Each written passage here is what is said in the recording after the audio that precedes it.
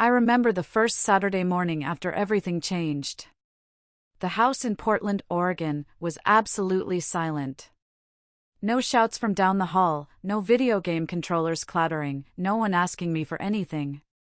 Just the quiet hum of the refrigerator. It was a luxury I hadn't even realized I'd missed, a deep, profound peace that settled over me like a heavy blanket. That morning, I knew, deep down, that leaving was the right choice. But getting to that point, that was a whole other story. See, I never thought I'd be the guy who walks out on his marriage. I'm 29 now, working in logistics management. That means 50-hour weeks are just a normal thing for me. I own my house outright because I spent my entire 20s saving like crazy. I've always been the responsible type. Then I met Chloe when I was 27. She was 29, and she had 3 kids from her previous marriage. They were 8, 10, and 12 at the time.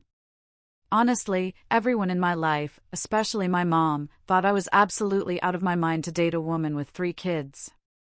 But Chloe, she seemed like she had her life together. The kids were, okay. A little wild sometimes, but nothing I couldn't handle, I thought.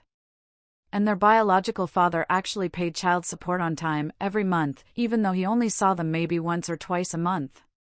Chloe had a decent job doing medical billing. We split date expenses 50-50, and she never once made me feel like I was supposed to be their new dad, or some kind of replacement. That was huge for me.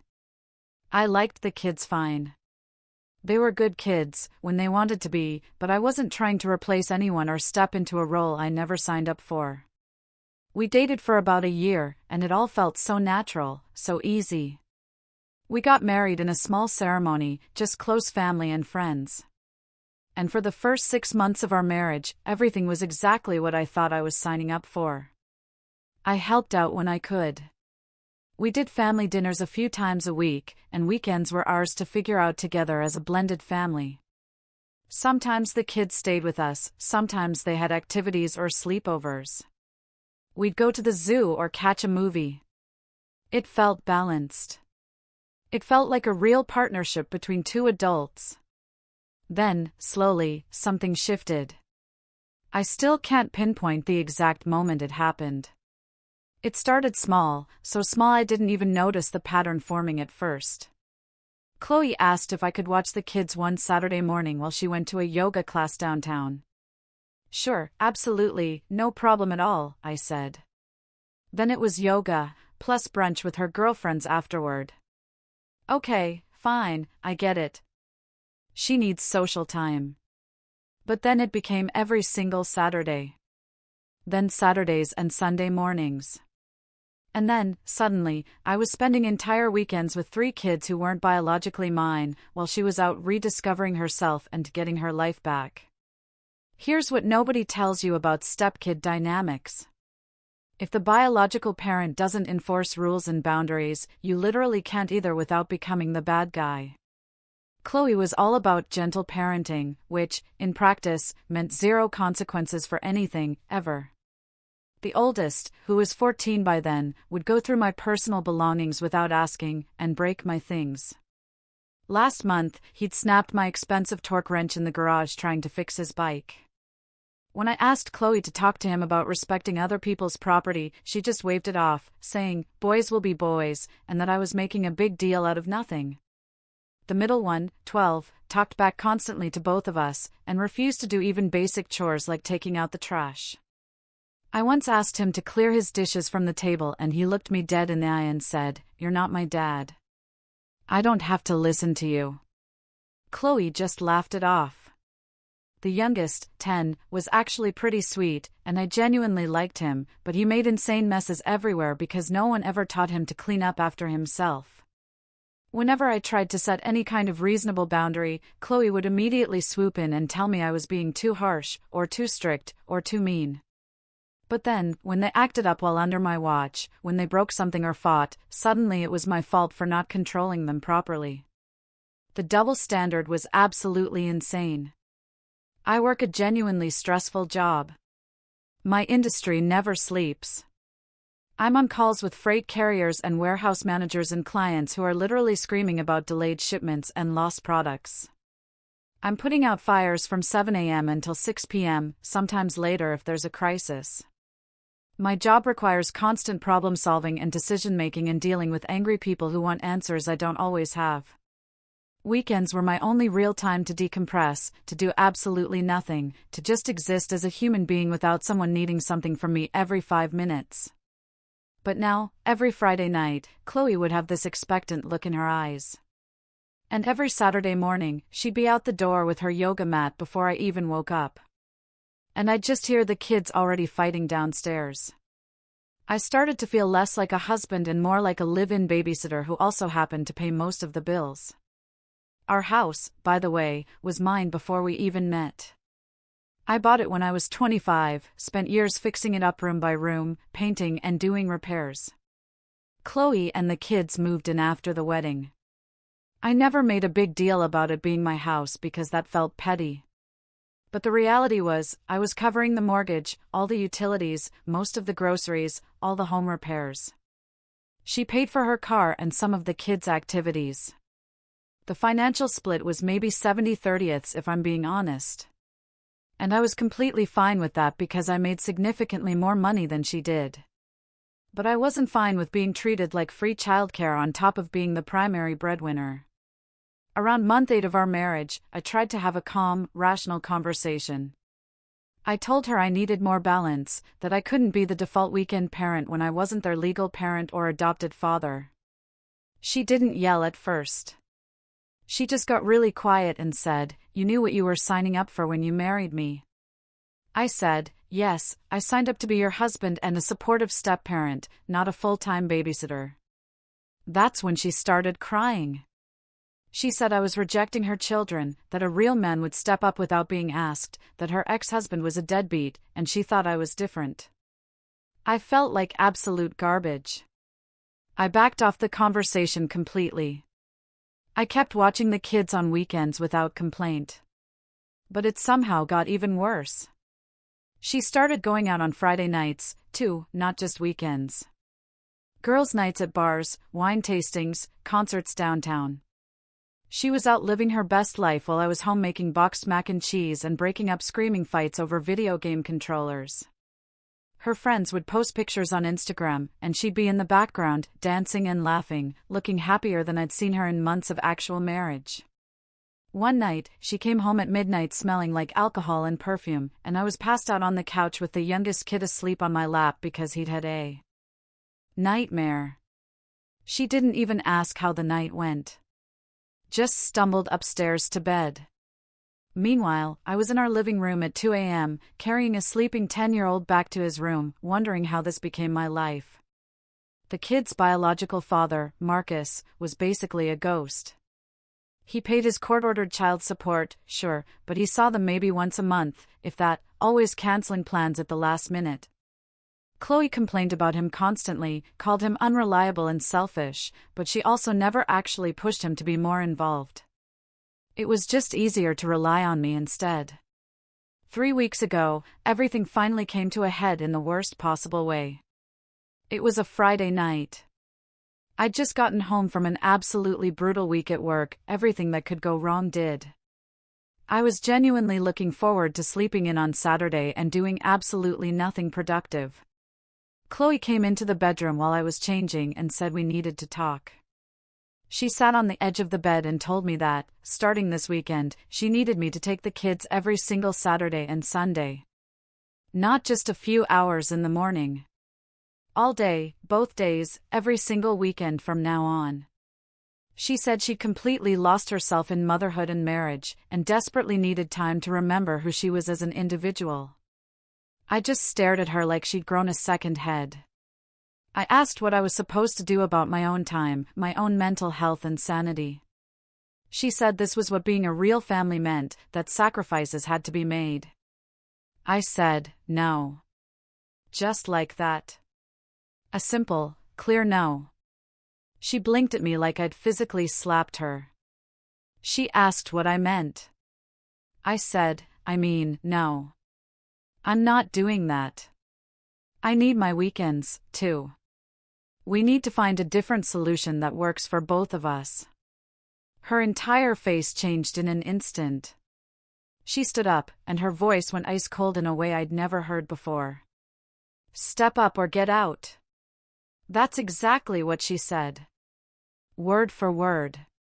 Not let's talk about this like adults. Not let's find a compromise. Not let's figure this out together as partners. A straight ultimatum. Step up or get out. I looked at her, standing there with her arms crossed, waiting for me to cave and apologize like I always did. And something inside me just snapped. I walked over to my closet and pulled out my old duffel bag from the top shelf.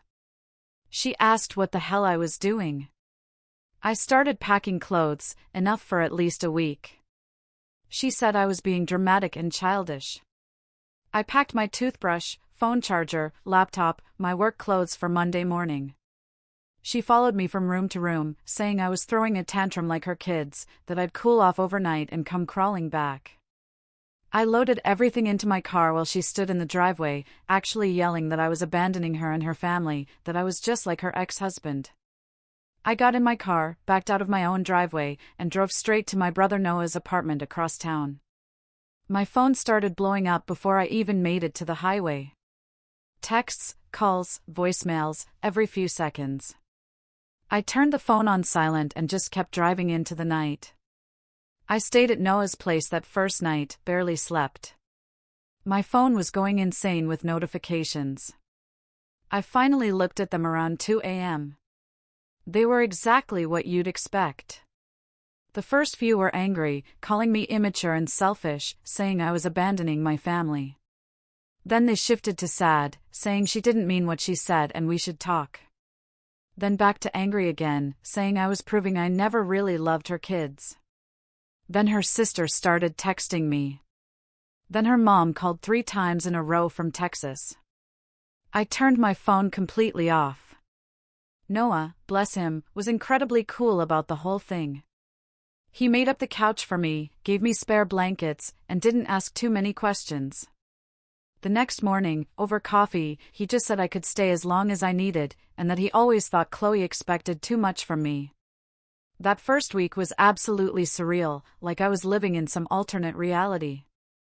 I went to work like normal, came back to Noah's, and watched my phone light up constantly with messages I didn't answer. Chloe's texts got more desperate. She'd switch between begging me to come home and calling me every name in the book. Her friends started getting involved, people I thought were my friends, telling me I was wrong for walking out. Her sister even showed up at my workplace on Wednesday, which was completely out of line. She caused a scene in the parking lot, screaming that I needed to think about those kids. I told her the kids had a father and it wasn't me, and she called me a heartless bastard.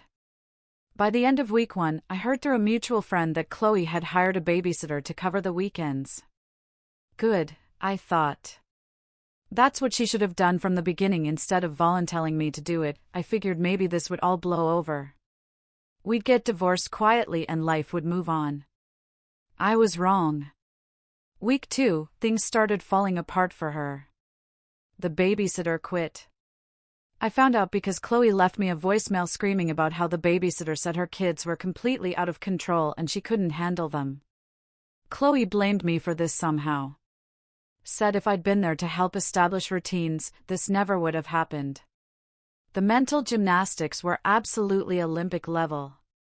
She tried to get her mom to come stay with her, but her mom lived 3 states away in Texas and had her own life. Her mom told her, and I only know this because her sister told someone who told me, that Chloe had made her bed and now she had to lie in it.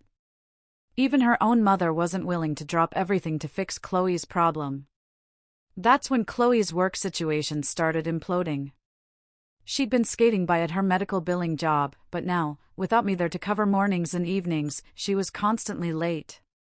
The kids' school would call because someone forgot their lunch or had a meltdown, and Chloe would have to leave work.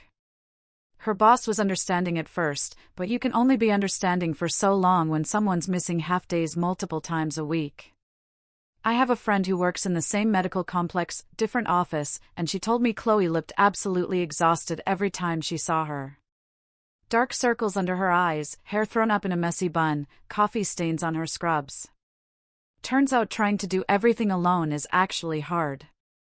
Who knew? Week 3, Chloe tried a different approach.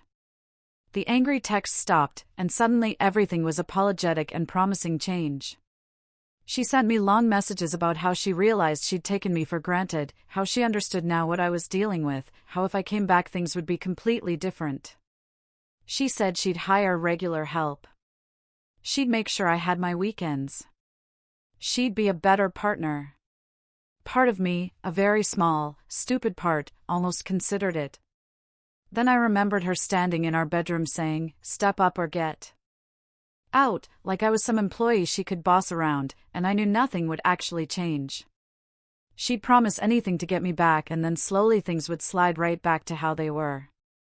I texted her back for the first time in 3 weeks. I said I'd contacted a lawyer and would be filing for divorce. The response was immediate and nuclear.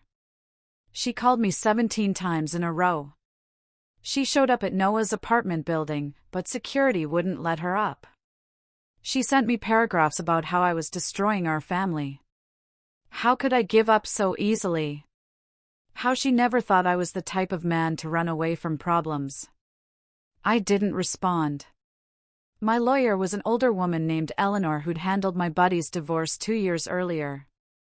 I told her the whole situation in our first meeting, and she just nodded like she'd heard it 1,000 times before.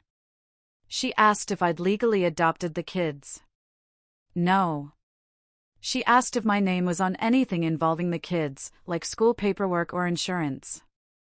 No, everything was still under Chloe and Marcus. She asked about the house. I showed her the deed with my name only, dated 3 years before I even met Chloe. Eleanor smiled and said this was going to be pretty straightforward. Week 4, Chloe lost her job. I found out because she left me a crying voicemail at 11 a.m. on a Tuesday morning, saying this was all my fault, that if I hadn't left, she wouldn't have been late so many times, that I'd ruined her life. She was hysterical, barely coherent. Part of me felt bad for about 30 seconds. Then I remembered that none of this would have happened if she just treated me like a partner instead of free help. She tried to make me feel guilty, said she couldn't afford the mortgage without my income, that she and the kids would end up homeless.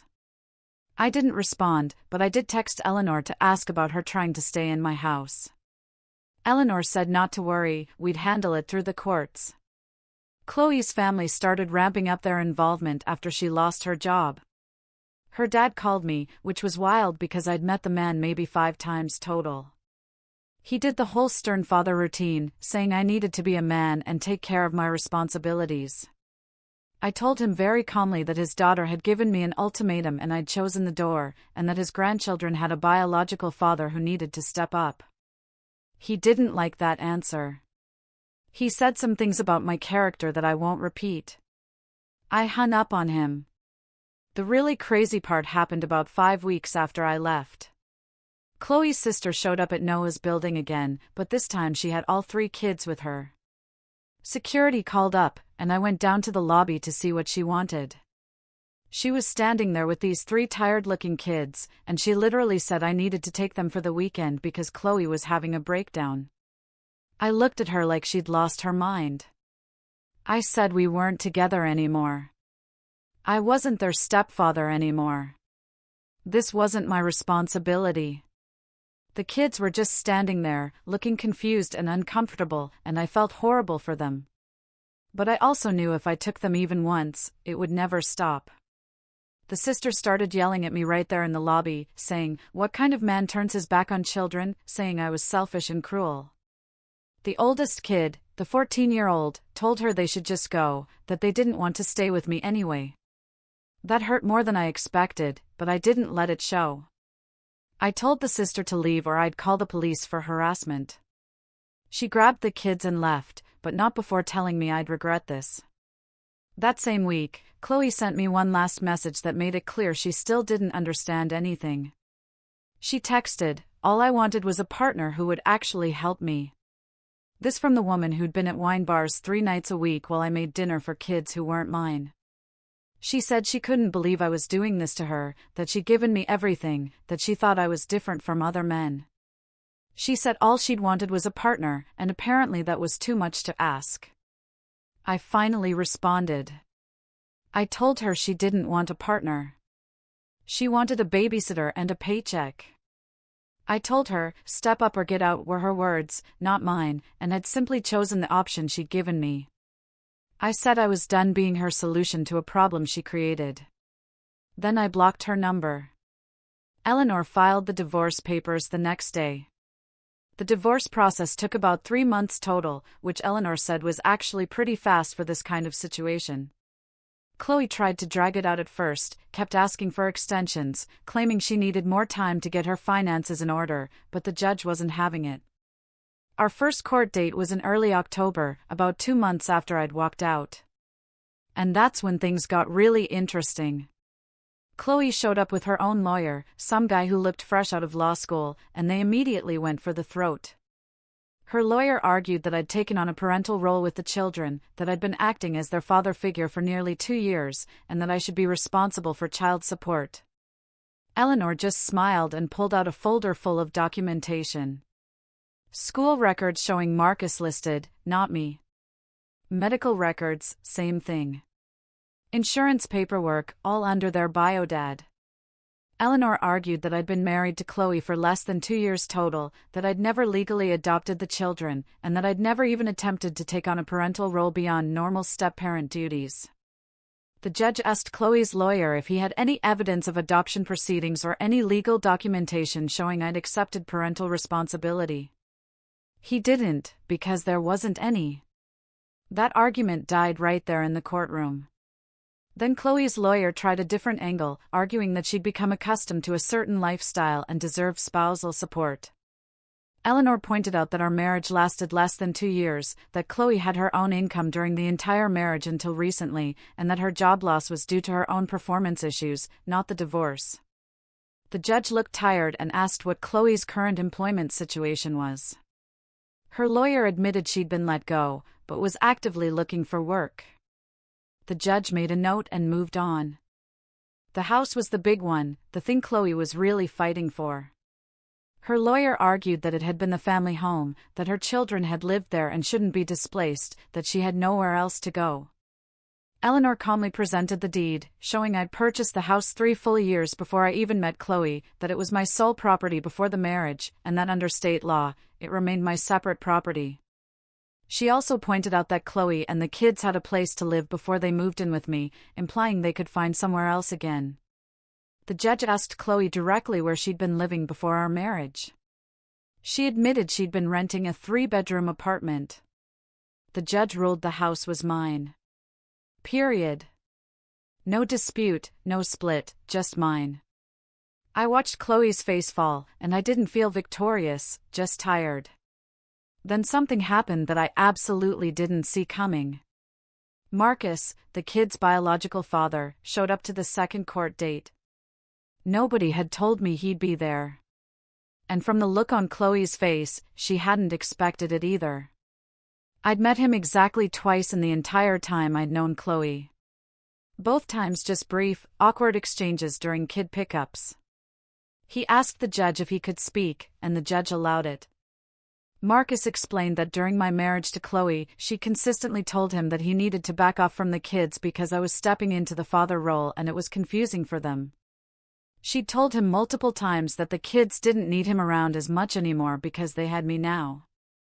Then Marcus pulled out his phone and started reading texts. Here's from May, please give us space, Marcus. He's bonding with the boys. Another one from July, they're calling him Dad now. You're confusing them by being around so much. All lies. He said he'd foolishly believed her and had reduced his visits to almost nothing, just paying his child support and staying away like she'd asked. But after Chloe and I separated, she'd suddenly started demanding he take the kids more, expecting him to cover every weekend. And he'd realized she'd been playing both of us. The judge asked if Marcus wanted to modify his custody arrangement. He said yes. He wanted 50-50 custody, that he'd been kept from his own kids and wanted to make up for lost time. Chloe's lawyer objected immediately, but Marcus's case was solid. He had documentation of everything. Texts where Chloe explicitly told him to stay away, followed by recent texts demanding he take the kids constantly. The judge ordered a temporary custody modification giving Marcus the kids every other week instead of just twice a month, pending a full custody hearing. Chloe looked like she was going to be sick. After that hearing, I ran into Marcus in the courthouse parking lot. We ended up talking for about 20 minutes, comparing notes on our experiences with Chloe. Turns out she'd told him I was desperate to be a father figure and was pushing him out. She told me he was a deadbeat who didn't care about his kids. Both were lies. Marcus seemed like a decent guy who'd been genuinely trying to do what he thought was best for his children based on what their mother told him. We shook hands, and he thanked me for not trying to replace him. I told him those kids needed their actual dad, not some random guy their mom married. The final divorce decree came through in mid-December. I kept the house, all my personal property, my retirement accounts, everything that was mine before the marriage. Chloe got nothing except her own car and personal belongings. No spousal support, no claim to my property, nothing. The judge's ruling was pretty clear that our short marriage and her own choices had led to her current situation. Eleanor told me it was one of the cleanest divorces she'd handled in years. I moved back into my house 2 days after the divorce was finalized. It felt strange at first, like I was walking into a museum of my own life. Chloe had cleared out all her stuff and the kids' things, and the house felt empty in a way it never had before. But it also felt peaceful. I could leave my things where I wanted them. I could spend Saturday morning doing absolutely nothing without guilt. I could come home from work and just exist in silence if I wanted to. It took me a couple of weeks to realize how much constant stress I'd been living with. About a month after the divorce was final, I was scrolling through Facebook late one night and saw that Chloe had posted something public. I don't know why I clicked on it. Maybe morbid curiosity. She'd written this long post about how hard it was to be a single mother, how men didn't want to date women with children, how good men were impossible to find, how she'd thought she found one, but he'd abandoned her family when things got hard. The comments were full of her friends agreeing with her, saying she deserved better, saying men were trash. A few people who knew both of us had commented more balanced things, but she'd deleted those. I sat there reading it, and felt absolutely nothing. No anger, no guilt, no satisfaction, just nothing. I took a screenshot, sent it to Noah with a laughing emoji, then blocked Chloe on every social media platform I had. My brother texted back saying I dodged a massive bullet and that Mom was proud of me for standing up for myself. I made myself a sandwich, cracked open a beer, and watched a movie I'd been wanting to see for months. The next morning, I woke up at 10:30, which felt absolutely luxurious. I made coffee, sat on my back porch, and just listened to the birds for a while. No one needed anything from me. No one was fighting in the next room. No one was going through my stuff or making demands or giving me ultimatums. I got my life back. A few months later, I heard through mutual friends that Chloe had moved into a small 2-bedroom apartment across town and was working 2 part-time jobs to make ends meet. Marcus had gotten his 50-50 custody arrangement finalized, so she only had the kids half the time now. She'd apparently tried dating, but it wasn't going well. One friend said she'd asked about me, whether I was seeing anyone, if I ever talked about her.